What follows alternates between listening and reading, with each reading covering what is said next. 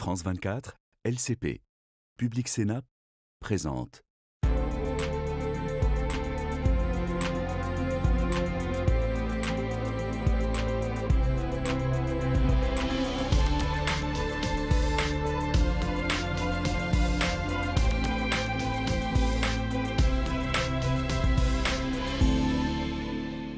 Merci de nous rejoindre à Bruxelles, au Parlement européen. Ça se réchauffe des deux côtés de la Manche. Le Brexit semble bien loin et les deux rives britanniques et européennes se rapprochent sur la géopolitique et sur l'économie.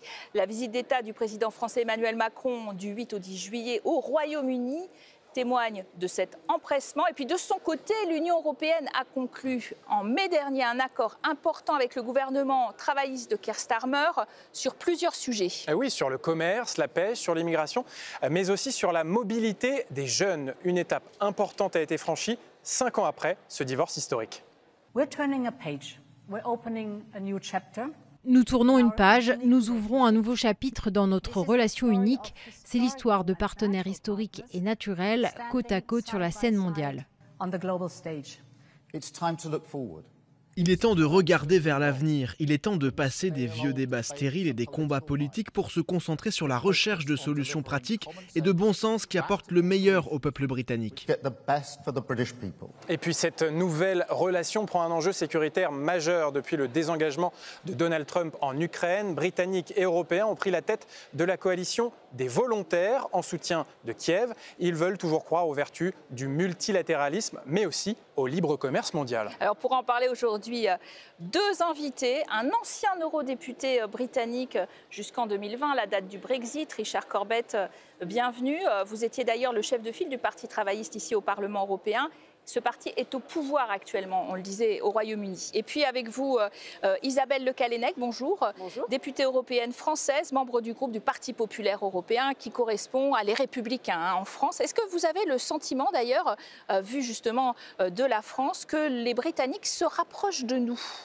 Oui, je pense qu'il y a eu un pas de fait, très clairement. Moi, je siège ici depuis 1 an. Je suis membre de la délégation EU-UK et nous avons évidemment accueilli avec beaucoup d'enthousiasme, mais aussi de réserve, ce rapprochement entre le Royaume-Uni et l'Europe. Je crois qu'on a beaucoup de choses à faire. Pour ce qui me concerne, je suis anglophile.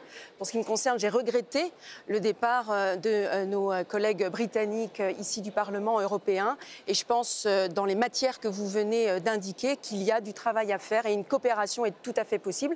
Il faut y travailler dans le détail. Richard Corbett, actuellement, 56% des Britanniques estiment que le Brexit était une erreur. Est-ce que ça veut dire que cette volonté de rapprochement du gouvernement travailliste et puis de la population britannique est véritable et puis durable ? Elle est véritable. Pour l'instant, elle est prudente. Ce ne sont que les premiers pas, disons. L'accord était un accord cadre où il faut encore négocier beaucoup de détails. Mais le Brexit a été très décevant. La plupart des gens, c'était déjà une très faible majorité au début.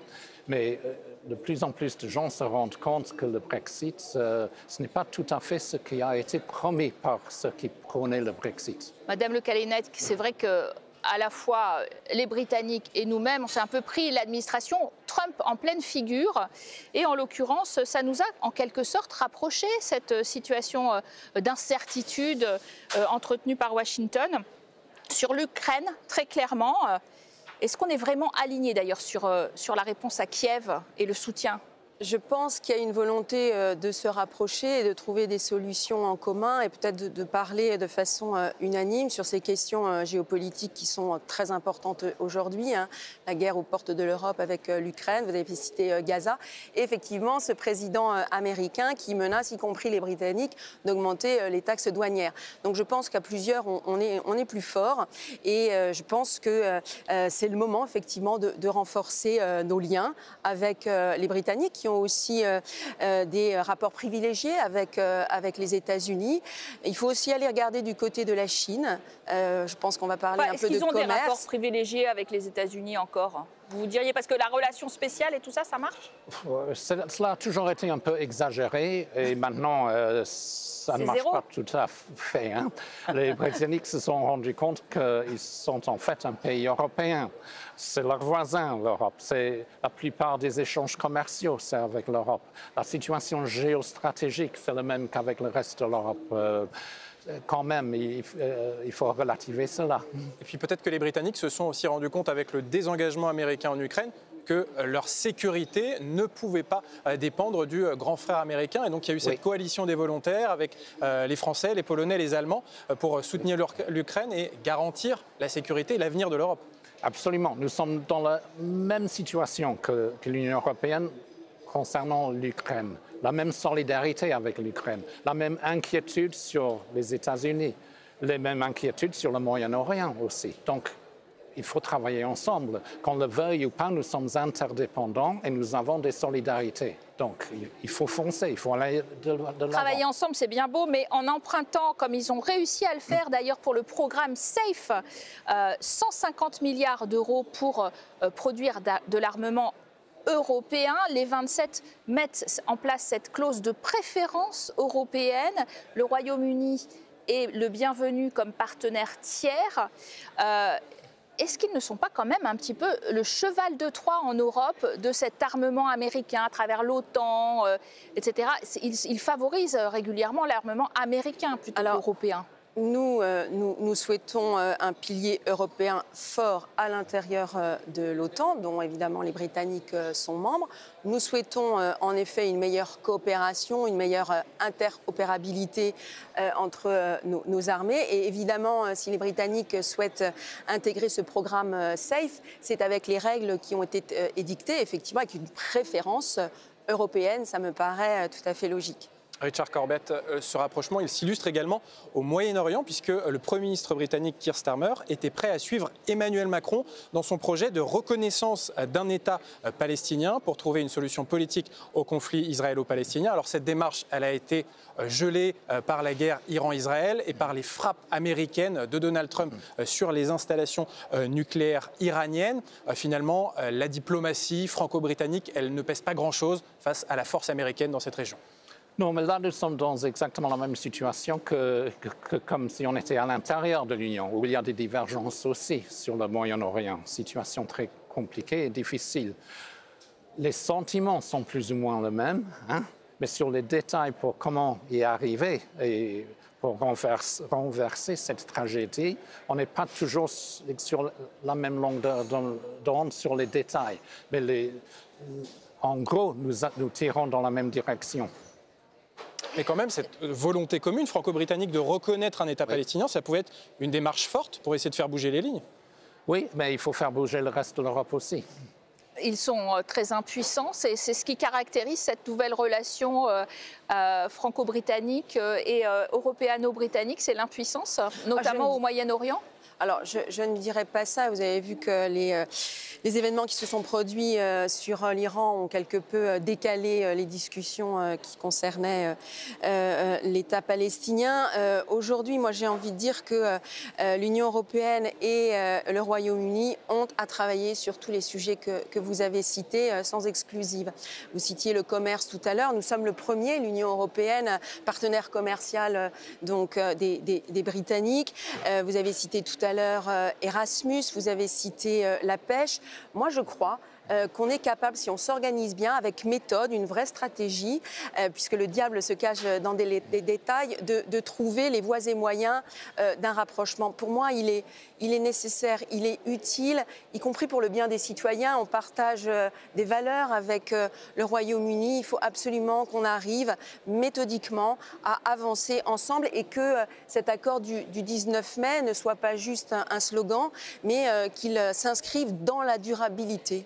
Alors ce rapprochement, il est effectivement peut-être plus simple sur la question du commerce, Richard Corbett, puisque dans cet accord du mois de mai, eh bien, il est prévu que les produits du Royaume-Uni pourront être plus facilement exportés sur le marché européen avec des contrôles sanitaires harmonisés. Et puis en échange, les pêcheurs européens pourront avoir un accès aux eaux territoriales britanniques jusqu'en 2038. On se souvient des Brexiteurs qui avaient prôner une souveraineté britannique dans les eaux territoriales. Et finalement, on a l'impression que c'est le pragmatisme qui revient sur le devant de la scène, avec la volonté de commercer avec les Européens. Oui, parce qu'on a découvert qu'on a beau à demander que tout le poisson, c'est à nous, mais il faut ensuite vendre le poisson. La plupart des ventes des poissons britanniques, c'est sur le continent de l'Europe. Donc, c'était un peu trop facile ce que les Brexiteurs ont prôné avant le référendum. Et on a l'accord qui se fait maintenant, en fait, c'est une réalisation de la situation réelle. Il fallait quand même pouvoir vendre ces poissons à l'Europe, pas seulement les attraper. Est-ce que c'était un point de désaccord majeur entre la France et le Royaume-Uni, la pêche, hein? Est-ce que vous considérez que les pêcheurs européens, d'ailleurs au sens plus large, dans la Manche, les pêcheurs français sont désormais bien lotis et que la guerre de la pêche, cette parenthèse, est refermée? Parce qu'elle a été très effective, cette guerre, hein? C'était même chalutier contre chalutier.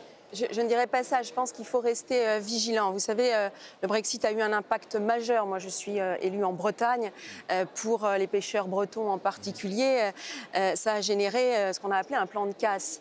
Et effectivement, il y a eu des grandes difficultés entre les Britanniques et les pêcheurs français, néerlandais, irlandais.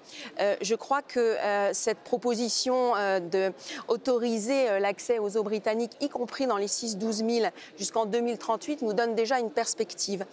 Je suis rapporteur permanent sur le Brexit au sein de la commission de la pêche et nous allons présenter un rapport qui essaye d'aller dans le sens du win-win. Parce que, vous l'avez dit très justement, c'est 72% de ce que les pêcheurs britanniques pêchent dans leurs eaux qui sont exportés vers l'Union européenne. Je pense qu'on peut réussir à s'entendre.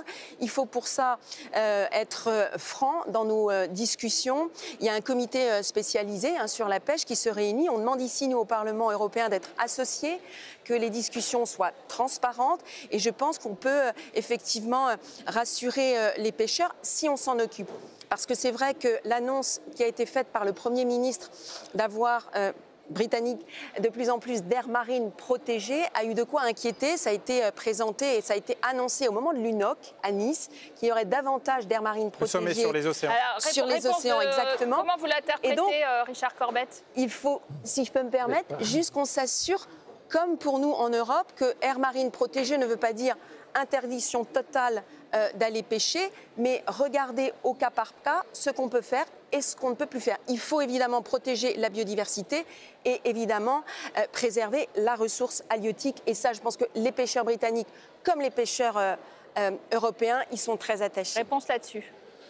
Les poissons se fâchent d'habitude de nager des eaux territoriales d'un pays vers l'autre sans s'arrêter à la frontière. Exact. Donc, il faut travailler ensemble parce que le gros problème pour la pêche maritime, c'est la surpêche. Il faut avoir des limites, des quotas. Et on est condamné à négocier ça ensemble. Si on est dans l'Union ou dehors de l'Union, ça ne change rien. On doit faire ça. Vous êtes sorti du système de quotas, mais vous, vous voulez imposer vos propres quotas. C'est ce que vous nous dites, en fait. Non, je dis qu'il faut négocier un accord commun, qu'on le veuille ou pas. Il n'y a pas d'autre solution. On finit en évoquant la mobilité des jeunes, puisque l'une des conséquences de ce Brexit, c'est la sortie du Royaume-Uni du programme d'échange étudiants Erasmus, avec des conséquences très concrètes. Par exemple, pour les Européens, les frais de scolarité outre-Manche ont explosé à 25 000 € par an. Conséquence, il y a un tiers d'étudiants de l'Union européenne en moins dans les universités britanniques. Isabelle Le Callennec, est-ce que le Royaume-Uni va revenir à terme dans ce programme Erasmus? Alors, ce n'est pas à moi de le dire. Moi, j'ai bénéficié de cette possibilité qu'on avait d'aller en Angleterre étudier. Et c'est sans doute la raison pour laquelle je suis aujourd'hui tout à fait anglophile. Moi, je me bats d'abord pour que l'Union européenne préserve les fonds Erasmus dans le cadre du prochain cadre financier pluriannuel et qu'en effet, nos jeunes Européens puissent ils y vont, hein, ils continuent à y aller, mais pas aux mêmes conditions qu'Erasmus. J'ai cru comprendre qu'Erasmus pour les Britanniques... C'est 2 fois plus cher, hein, c'était 25 000 au lieu de 10 000. Exactement. C'était un programme très subventionné. J'ai cru comprendre que si les Britanniques n'étaient plus dans ce programme-là, c'était en raison de son coût. Mais j'ai vu aussi une ouverture avec la possibilité pour des jeunes d'aller peut-être sur une durée plus limitée, avec des quotas et un visa dédié. Je pense que c'est une ouverture. N'y allons pas trop vite et trop fort de peur de froisser et de tout bloquer. Je pense qu'il y a une ouverture et j'espère qu'on va là aussi pouvoir y travailler ensemble. Est-ce qu'il y a une ouverture? Parce qu'on a bien vu que le précédent gouvernement, celui-là, considère que c'est mettre trop d'argent sur la table que de souscrire au programme Erasmus et que ça intéresse moins les Britanniques de partir en Europe que l'inverse. Est-ce que c'est un peu vrai? Est-ce que ça change avec le gouvernement travailliste? Ça, c'était la position du gouvernement Johnson, farouchement anti-européen. Oui. Maintenant, il y a en effet une ouverture, mais le gouvernement Starmer, le gouvernement travailliste, veut aller pas par pas. Il est par nature très prudent, M. Starmer. Hein? Il veut aller lentement mais sûrement. Donc ça, c'est précisément une des détails qu'il faut négocier maintenant dans le détail. Mais que vous êtes vraiment intéressé à négocier parce que pour l'instant, ça n'a pas été mis dans le dernier accord, justement. Oui, ce qui a été mis dans le dernier accord, c'est ce que vous avez évoqué, cette idée d'avoir je ne connais pas le mot en français, mais un système de visa pour les jeunes. C'est un début. Et ça permettra ensuite d'aller plus loin. Peut-être, Richard Corbett, pour conclure, pour nous éclairer, est-ce que ce rapprochement entre Britanniques et Européens, c'est la volonté du Premier ministre Keir Starmer ou ça va être une constante dans les années à venir et une volonté des Britanniques? Et pour vous aussi, même question. Vous avez évoqué les sondages d'opinion tout à l'heure, hein, les 50 et quelques %. Si on enlève les indécis, donc les abstentions, ça donne 64% des gens pensent que le Brexit était une erreur et 62% voteraient pour rejoindre l'Union européenne s'il y avait un nouveau référendum. Cette tendance continue lentement mais sûrement à grimper. J'ai peut-être une vision déformée parce que je suis membre de cette délégation EU-UK. Nous sommes 35 parlementaires européens, 35 parlementaires britanniques. Nous nous sommes déjà réunis une première fois à la mi-mars. Nous nous reverrons mi-novembre. Donc moi j'espère que nous allons être partie prenante de ce rapprochement. Je pense qu'il sera utile à la fois pour les Britanniques, mais aussi pour les Européens. Moi, j'y crois. Il faut juste qu'on le fasse comprendre aussi à nos chefs d'État et de gouvernement, parce que vous savez qu'on n'est pas les seuls à avoir le dernier mot. Et merci à tous les deux d'avoir participé à ce débat. L'entente a été très cordiale sur ce plateau. Merci à vous de nous avoir suivis. Restez en notre compagnie.